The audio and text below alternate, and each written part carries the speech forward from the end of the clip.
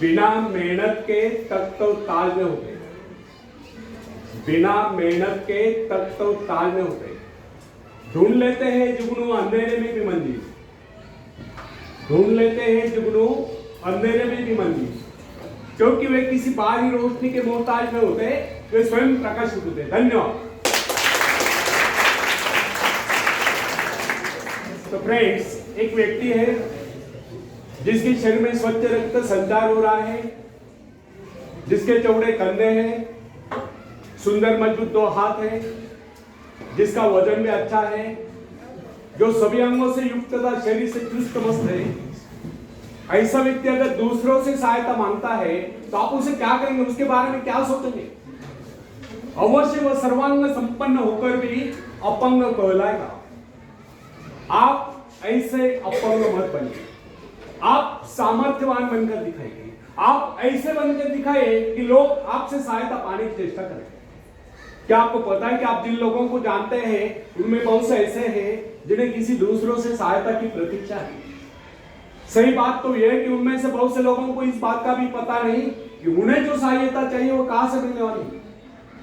फिर भी वे इंतजार करते और सोचते रहते कि बस अब उनका काम बनने वाला है, उन्नति के द्वार खुलने वाले हैं, कोई उनकी मदद के लिए आएगा, उनके सारे कष्ट दूर हो जाए। क्या ऐसे संभव है? वास्तव में कोई किसी की सहायता करता है? ऐसे सोचने वालों ने अपने गिरेबान में जाकर देखना चाहिए कि क्या उन्होंने किसी दूसरों की कितनी सहायता की, उन्होंने आज तक किसकी कितनी मदद की है। क्या कोई ऐसा व्यक्ति है जो कहे कि उन्होंने उसे सहायता की थी इसलिए वो आज उन्नति की चोटी पर है?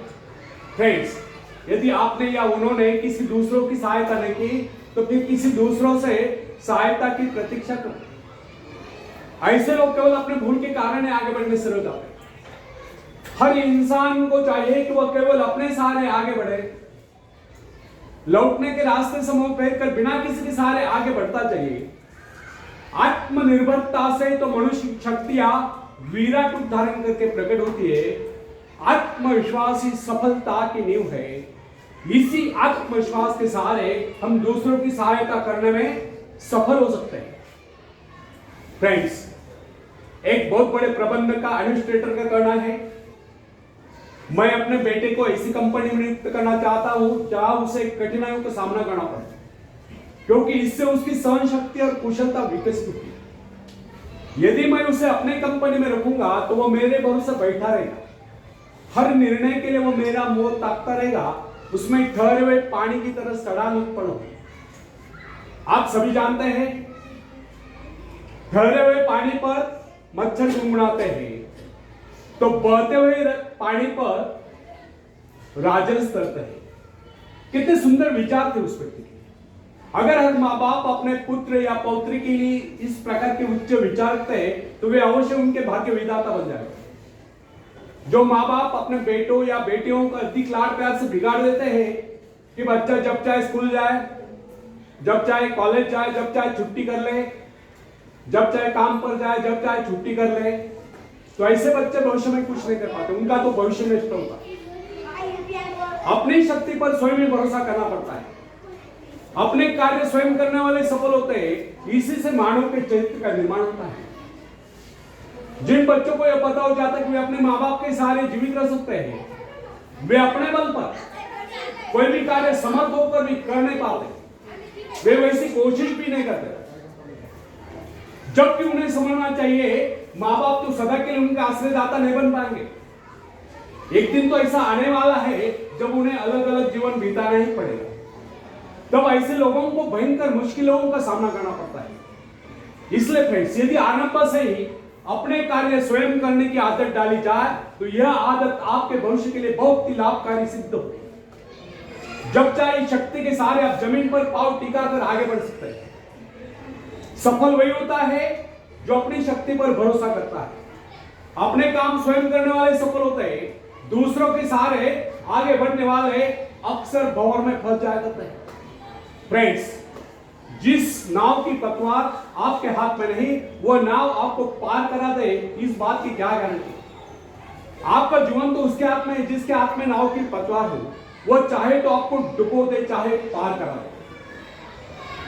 फ्रेंड्स, जब नदी में बाढ़ आती है तब जो साहसी है, जिसे अपनी शक्तियों पर पूरा विश्वास है, वो तो तय कर उस पार चला जाएगा। लेकिन जो डरपोक और कायल है, वो तो बीच मझधार में डूबकर अपनी जान दे देगा। सहायता पाना और सहायता की प्रतीक्षा करना, दोनों ही बातें प्रगति की राह में बाधा है। अतः हर युवक या युवती के लिए आवश्यक है कि वे शुरू से ही अपने काम स्वयं करने की आदत डालें। अपने माँ बाप आदि लोगों की शक्ति से विश्वास हटाकर केवल अपने शक्ति के बल पर आगे बढ़ने की कोशिश करें। जिस क्षण आप बाहरी सहायता लेना बंद कर देंगे, उसी क्षण आपके भीतर आत्मनिर्भरता का अंकुर फूटते हुए महसूस होने लगेगा। स्वयं कार्य करते समय यदि आप असफल भी हो जाते हैं, तो बिना उस असफलता को घबराए तुरंत उस कमी की खोज कीजिए जिसके कारण आपको असफलता मिली, और जैसे आप उस कमी को खोज निकाले, तुरंत उसे दूर करने के प्रयास में जुट जाइए। आपका वास्तविक आदर तभी होगा जब आप एक सफल व्यक्ति के रूप में दुनिया के सामने हो।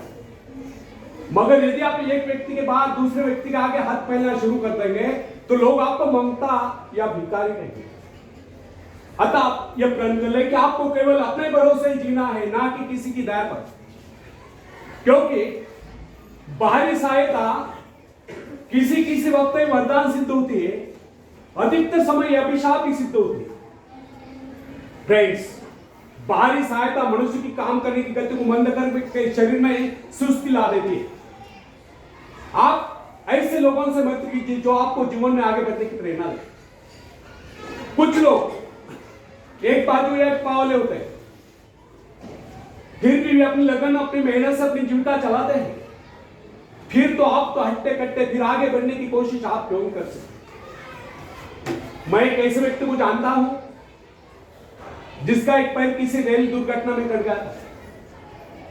उसने कभी किसी से भिक्षा नहीं मांगी, किसी से दान लेना गवारा नहीं किया, यहां तक कि अपने बहन भाई का उसने कभी सहारा नहीं लिया। उसने एक छोटा सा धंधा फुटपाथ पर आरंभ किया। शुरू में वो न्यूज़पेपर बेचने लगा।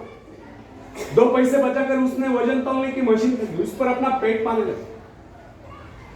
आज वही व्यक्ति उसी फुटपाथ के किनारे एक बहुमंजिला बिल्डिंग में न्यूज़पेपर स्टॉल लगाकर बैठा है, साथ में जेरॉक्स सेंटर भी खोल रखा है।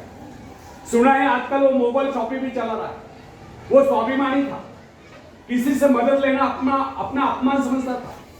आज वही व्यक्ति उन लोगों को जिनके हाथ पैर सलामत है, ऐसे परिवारजनों को खिलाता पिलाता है, उनके हर प्रकार की सहायता और मदद करता है, तो इसमें किसी को हैरत होगी। आज वो दूसरों की सहायता करने योग्य हो चुका है। वो उन लोगों के लिए प्रेरणा स्थान है जो सर्वांग संपन्न होकर भी दूसरों से सहायता पाने की आशा करते हैं। फ्रेंड्स, मैं केवल उस विकलांग की बात नहीं करता जिसे मैं जानता हूं। इस संसार में ऐसे बहुत से विकलांग लोग हैं जो अपने हिम्मत से खुद भी खा रहे हैं और अपने परिवार को भी पाल रहे हैं। ऐसे स्वाभिमानी, मेहनती, आत्मविश्वासी और साहसी लोगों को अपनी जीविका चलाते देखकर हमें स्वयं के विषय में सोचना चाहिए कि क्या हम पूर्णतः स्वस्थ हैं, साथ ही सभी अंगों से युक्त तथा शरीर से चुस्त मस्त होकर भी क्या हम अपने आप को समर्थ समझने का अधिकार रखते हैं। यदि हाँ, तो फिर किसी दूसरों से सहायता